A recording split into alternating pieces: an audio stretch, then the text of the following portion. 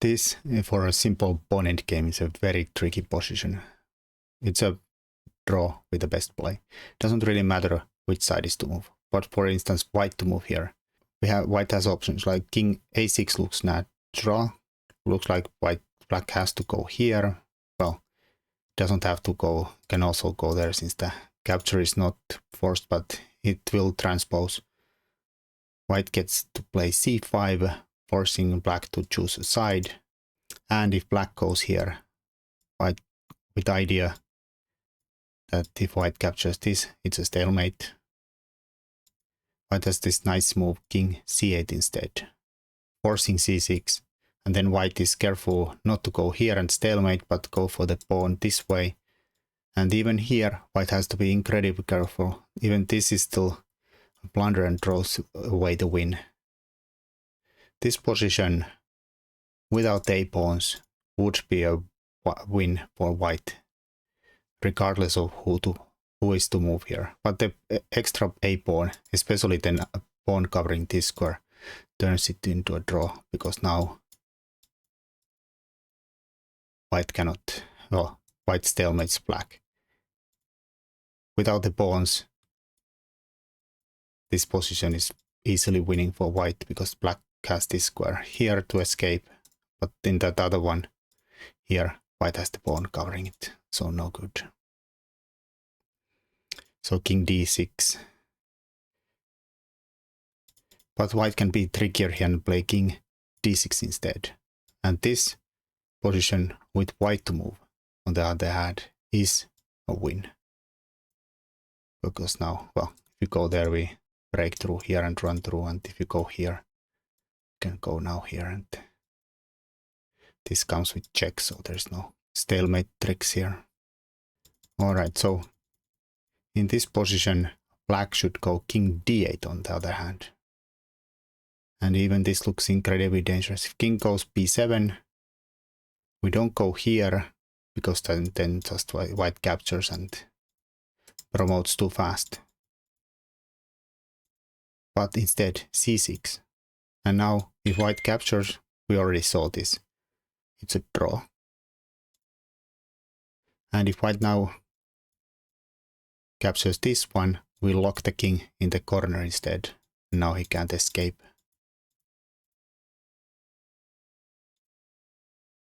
Black can stalemate white king there in the end. And yeah, there's king c6. Anything like this won't really do anything. This black just waits here, and white captures, we can go here, and comes back, we just wait here and be happy. So that does not work. Another try here, for instance, is king d7 instead of a6.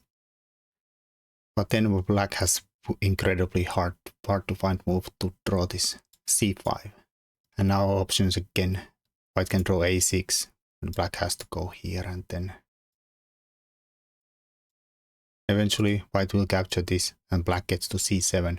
And this is just a drawn position. For instance, king d5. We just push, and yeah. We end up in this one where we instantly stalemate here.